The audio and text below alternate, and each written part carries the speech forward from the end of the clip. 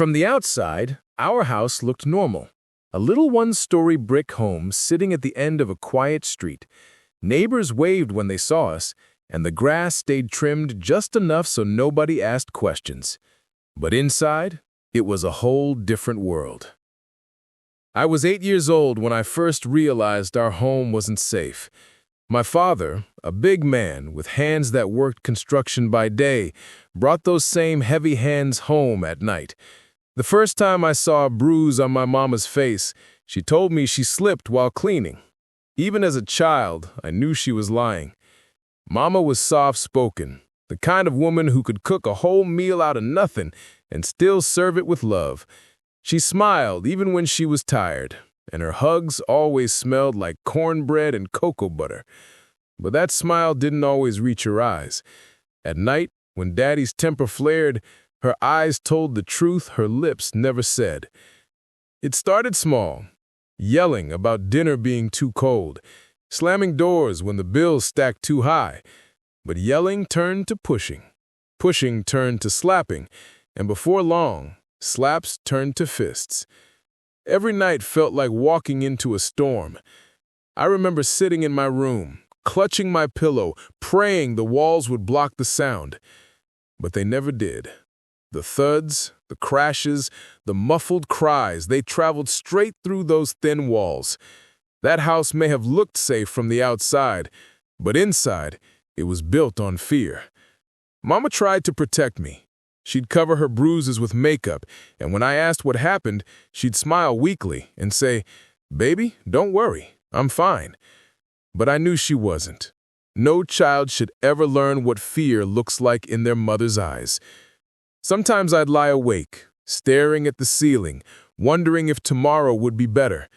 I wanted to believe things would change, but deep down, I knew the nights had only just begun. If you're still listening right now, tell me in the comments, do you believe a child can really hide from this kind of pain? Or do the walls always crack under the truth? I'll never forget the first night I heard my mama cry.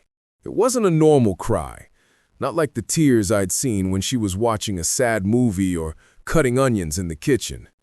This cry had weight on it. It sounded like pain breaking through her chest, a sound so heavy that it carved itself into my memory forever. I was lying in bed, staring up at the ceiling fan, turning slow in the dark. Daddy had come home late, smelling like liquor and smoke. The house went quiet for a few minutes, and then I heard it. A sharp thud, a muffled scream, and then her cry. That cry split me open. I froze. My little hands gripped the blanket, pulling it up to my face like it could block the sound. But it didn't. Every sob, every pleading word from her mouth, every curse from his lips, it all poured through the thin walls. I remember whispering to myself, "Please stop, please stop, please stop," over and over, like maybe God could hear me if I said it enough times. But the noise kept coming. The crashes, the stomps, the cries. It was the first time I realized that my prayers didn't always get answered the way I wanted. After what felt like hours, the house went quiet again. I thought maybe she was gone. That silence scared me more than the noise. I crept out of my room, bare feet padding on the cool floor. I peeked around the corner and saw her, sitting at the kitchen table, hand pressed against her cheek, eyes red and swollen. Daddy was gone, stormed out somewhere into the night. Mama sat there with tears streaming down her face, whispering words I couldn't hear. Maybe she was praying. Maybe she was begging for strength.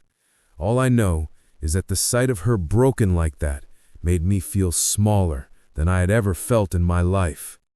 I wanted to run to her, to hug her, to tell her it would be okay.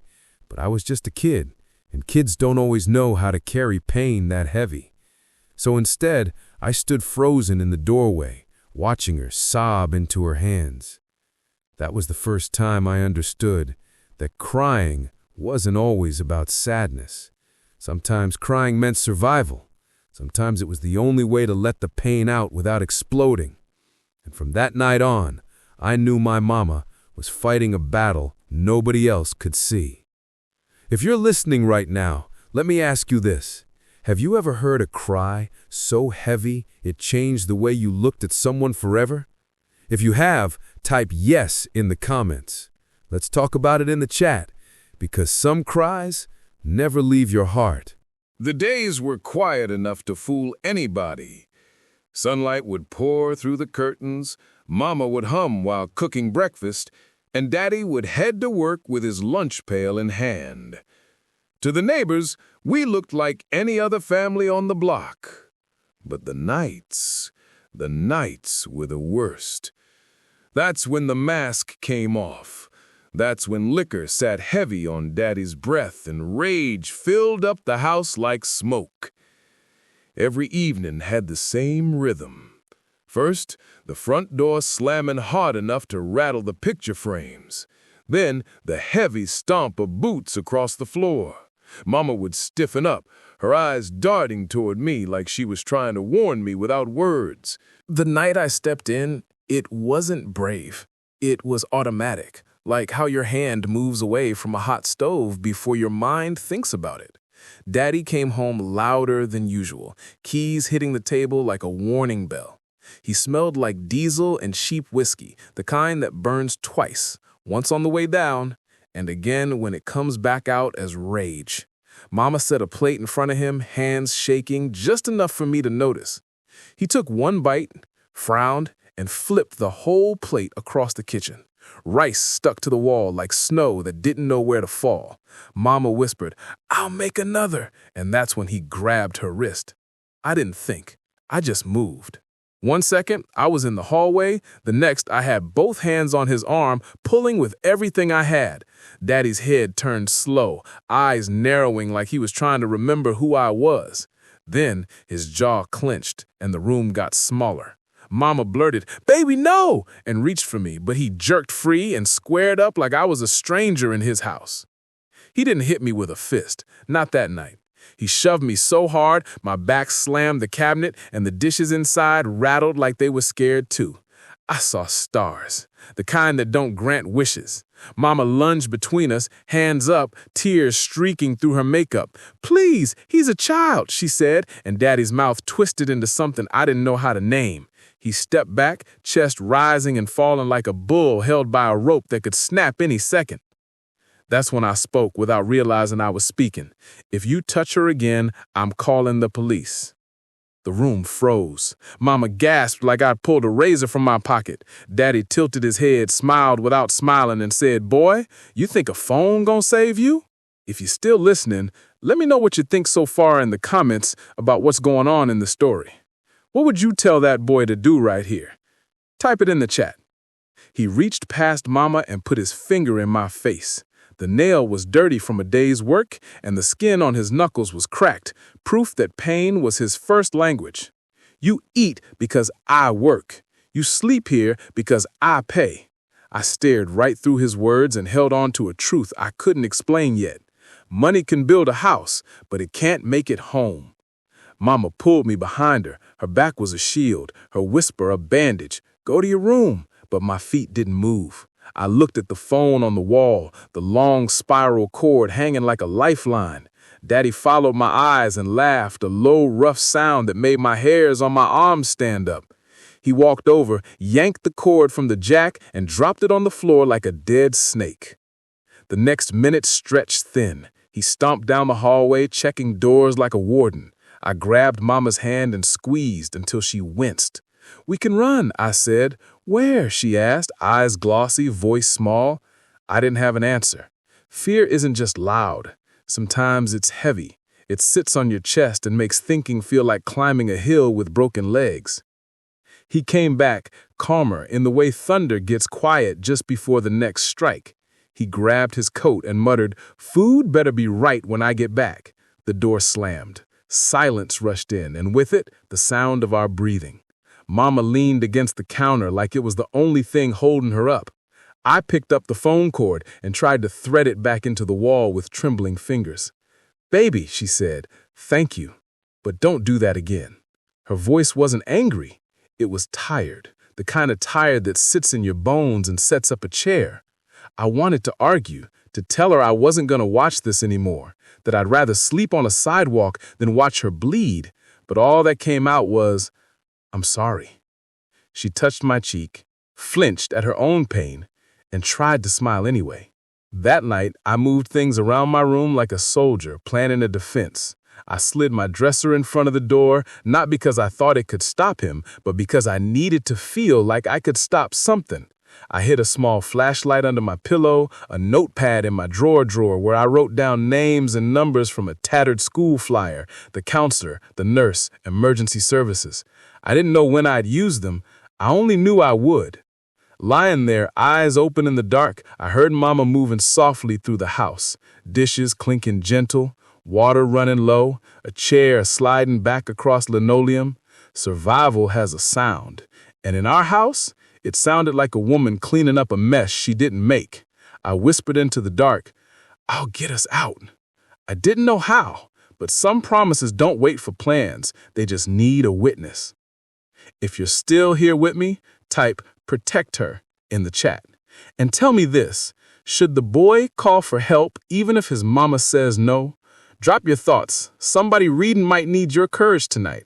School was supposed to be an escape. The smell of pencil shavings, the sound of sneakers squeaking in the hallway, the bell that promised routine. But for me, school became another kind of prison, one where shame was the warden. I came in with dark circles under my eyes from nights of no sleep. Teachers asked if I was tired. I'd nod and look at my desk. Some mornings, I wore long sleeves even in the heat because my arms had small bruises from where Daddy shoved me aside. Kids aren't stupid. They notice. And once they notice, they whisper. Lunchtime was the hardest. I'd sit at a table alone, poking at a tray of cold pizza and applesauce. A group of boys would point and laugh, saying, "There's the crybaby." They didn't know what I was crying about. They just knew I came to school looking broken. One afternoon, a teacher pulled me aside. She touched my shoulder gentle and asked, "Is everything okay at home?" My throat locked. If I told the truth, Daddy might find out. If I lied, maybe she'd stop looking at me like she could see straight through my skin. I muttered, "Yeah, I'm fine." If you're still listening, let me know in the comments, should teachers push harder when they see the signs, or should they wait for the child to speak? Drop your thoughts. Somebody needs to hear your perspective. Recess was no better. Other kids had both parents cheering from the fence. I had nobody there, just Mama's tired smile waiting back home. Every time I missed a shot in kickball or got tagged out in dodgeball, the boys would snicker. "Figures, he's weak." I wanted to scream that they didn't know what strength meant. Strength was watching your mama survive a war in her own house and still get up to make breakfast. Shame clung to me like a second skin. I stopped raising my hand in class, afraid my voice would shake. I stopped bringing friends home, afraid they'd hear the truth through the walls. I walked the hallways like a ghost, alive but unseen. One day I caught my reflection in the bathroom mirror, hair messy, shirt wrinkled, eyes sunken. I didn't see a kid. I saw a secret, and secrets rot you from the inside out. If you're here with me, type "still listening" in the comments, because sometimes the hardest part isn't what happens at home, it's carrying that pain with you everywhere else. Nights were storms, but mornings held a strange kind of calm. Mama would move slow through the kitchen, humming soft under her breath while her hands worked. Sometimes I'd catch her wince when she reached too high for a plate, or press her sleeve down when a bruise peeked through. But what I remember most wasn't the bruises, it was the sound of her prayers. I'd wake up early sometimes, long before the alarm, and hear her whispering in the dark. She didn't think anybody was listening. I'd peek around the corner of her room and see her kneeling by the bed, fingers laced tight, lips moving slow. Every storm has a night it decides to tear the whole house down. For us, that night came on a Saturday, when the neighbors' TVs buzzed through the walls and the street outside was quiet. Daddy came in drunker than usual, stumbling, words slurred into curses before the door even shut. Mama stiffened, her body already braced like a soldier who knows the first bullet is coming. He shouted about the bills, about dinner, about things that didn't even make sense. Then he grabbed her arm and threw her against the fridge. The sound of her body hitting metal made my stomach twist. She slid down slow, clutching her ribs, eyes watering but lips sealed. I screamed, "Stop!" My voice cracked, but I stood my ground. He spun toward me, fists clenched, eyes glassy and bloodshot. Mama shouted, "Don't touch him!" That only made him angrier. He charged at her again, this time slamming her head into the counter. Blood ran down her forehead, her knees buckled, and something inside me snapped. I grabbed the phone off the wall, hands shaking so bad I could barely press the buttons. 911 lit up the receiver. If you're still listening, type "enough" in the comments, because sometimes enough is enough. Would you have called right then? Tell me in the chat. Your voice might help somebody who's scared to dial that number tonight. The operator answered, calm and steady, asking for my address. I whispered it through tears, glancing at Daddy pacing like a caged animal. Mama was on the floor, one hand raised to me like she wanted me to hang up, but her eyes told a different story. Her eyes begged me to finish the call. Sirens echoed in the distance. Daddy froze, realizing what I'd done. He charged toward me, but flashing blue lights painted the windows before his hand could reach me.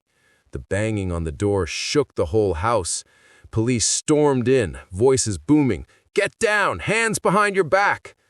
Daddy roared, fighting, but he was no match for 3 officers. They pinned him to the ground, cuffs clicking, rage spilling from his mouth like poison.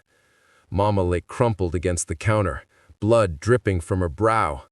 I dropped the phone, knees weak, chest tight. For the first time, the storm in our house wasn't just ours. The whole world knew now. Mama whispered my name. "Baby?" I rushed to her side, pressing a towel against her wound with trembling hands. Her voice was weak but steady. "You did the right thing." And for the first time, I believed her. If you're with me right now, type "strength" in the chat, because strength doesn't always look like fists. Sometimes strength looks like a scared kid picking up the phone. The sirens faded like thunder, rolling off into another zip code. And for the first time, our house had a new kind of quiet. Not the tense kind that waits for a door to slam, but a hollow quiet, like a church after everyone goes home. The floor still held the scuff marks from the struggle. A towel spotted with dried blood lay slumped in the sink. Mama sat at the table with a butterfly bandage on her brow, staring at nothing, like nothing finally had room to breathe. The officers had finished their questions, promised the victim advocate would call, and left a stack of pamphlets that looked too clean for our kitchen. I turned one over and traced the words with my finger: restraining order, crisis line, emergency shelter. I didn't know if these were keys or just more locks. What I knew was the house felt bigger without him, like the walls had stepped back to give us space. Mama's hands wrapped around a mug of tea she wasn't drinking. Steam rose and disappeared. "You hungry?" I asked, because there are questions you ask when your heart doesn't know what to say. She blinked slow, then nodded like yes was a test she could still pass. I made grilled cheese with shaky hands and burned the first one, but she ate the second like it was a feast. After she finished, I washed the pan, letting the water run longer than it needed to. It was the only sound in the house besides our breathing. Mama cleared her throat. "They said he'll be processed tonight." The words landed on the table like a set of keys. For the first time, the door felt like it belonged to us. If you're still listening, let me know what you think so far in the comments about what's going on in the story. Would you leave the house for good right now or try to rebuild? Type your answer in the chat.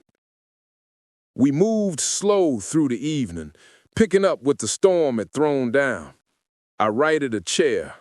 Mama wiped the wall where rice had dried in little white constellations. She paused at the phone jack, fingers hovering over the empty plate like she was remembering the sound it made when he ripped the cord out. "We'll get a new one tomorrow," I said. She nodded and pressed her palm against the wall as if to bless it. Night crept up to the windows, but it felt different. No boots, no curses, no plates shattering at the edge of his appetite. Mama turned on the porch light and let it burn like a candle in a window for ships coming home. We didn't talk about sleep. We were afraid to invite it. Instead, we sat side by side on the couch, shoulders barely touching, like two survivors counting the same breaths. "You were brave," she said after a while, eyes on the TV that wasn't on. "Brave didn't fit right." "I was scared," I said. "That's how I know you were brave," she answered, her voice a thin thread that somehow held. Her hand found mine. We stayed like that until the clock forgot what hour it was. Sleep finally came and didn't kick the door in. I woke to quiet sunlight, the kind that doesn't apologize for arriving. Mama was already up, bandage replaced, hair wrapped in a scarf with little gold stars. She had a list on the yellow pad: change the locks, new phone, call the advocate, talk to the school counselor. Hope wasn't loud. It was bullet points. We drove to the hardware store like normal people. The world didn't know it was our first morning without him. I carried the lock set like a trophy I hadn't earned yet. Back home, I held the door while Mama screwed the new plate into the frame. The click it made when she tested it felt like a new word: ours. The advocate called around noon.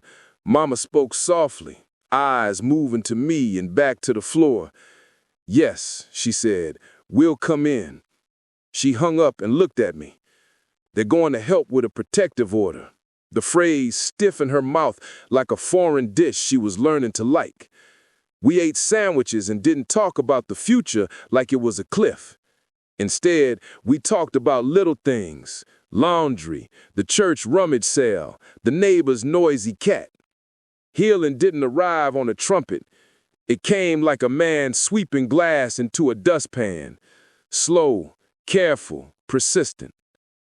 That night, we prayed together. Not the desperate whisper of a drowning person, but the steady kind you say when your feet are on sand that's trying to remember solid ground. Mama thanked God for breath and bandages and doors that locked. I thanked him for a phone that worked and a number that answered. We didn't ask for a miracle, we asked for tomorrow. If you're with me, type "after the storm" in the chat. And if you know somebody who needs a quiet house tonight, share this with them. Sometimes the calm isn't perfect. It's just proof we're still here. Bruises fade, cuts scab over, but scars. Scars tell their own story long after the bleeding stops. By the time I hit my teenage years, Mama's face no longer showed the purple blooms that once painted her skin, but her eyes carried shadows you couldn't wash off. For me, the scars were quieter. They lived in how I flinched when somebody raised their voice, in how I hated the smell of whiskey because it dragged me back to nights when the walls shook, in how I clenched my jaw when teachers said, "Everything okay at home?" knowing I'd never answer fully. I spent hours in front of the bathroom mirror, staring at myself. Some nights I'd trace my reflection, waiting to see if I looked more like her or him, I prayed I'd only inherited Mama's heart, not Daddy's fists. Because deep down, I was terrified of becoming the very monster I hated. Mama caught me once, frozen in the mirror. She touched my shoulder and whispered, "You are not him." 3 words, simple, but they saved me that night. Because sometimes the scars aren't on the skin. They're the lies you fight inside your own head. If you're still listening, type "not him" in the comments. Have you ever feared becoming something you swore you'd never be? Drop your answer in the chat. Your truth might help free someone else's. At school, my scars showed in silence. I rarely spoke in class, even when I knew the answer. A teacher once told me, "You've got wisdom in your eyes, but chains on your tongue." She was right. Pain doesn't just hold you back, it holds you down. Mama's scars showed in how she loved. She laughed softer, trusted slower, jumped at shadows on the sidewalk. But she still prayed over dinner, still sang in the kitchen, still braided my hair when I was too little to know what manly meant. Her love was scarred, yes, but it was also stubborn. Nights without him were safer, but silence had its own weight. Some evenings I lay awake, replaying the screams in my head, even when the house was quiet. Trauma doesn't check the calendar. It shows up whenever it feels like it. One night I whispered my own prayer. Not for him, not even for Mama, for me. Lord, don't let me be broken forever. Don't let these scars be the end of me. It wasn't a fancy prayer, but it was honest. If you're still with me, type "scars heal" in the chat. Because scars don't mean weakness. They mean you survived.